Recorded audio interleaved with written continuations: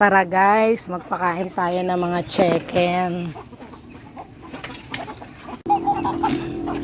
Yan, kagulo na naman kayo. Siyempre, dahil kainin. Diba? Takbo pa to. Kain na, kain na. Yum, yum, yum. Oh, yan. Kagulo na. Kain kayo dyan.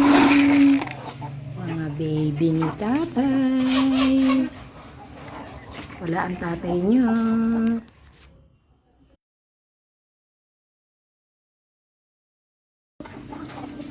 Kaya ako ang nagpapakain sa inyo.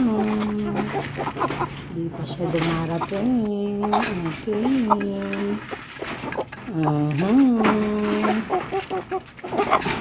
Kain naman kayo dyan.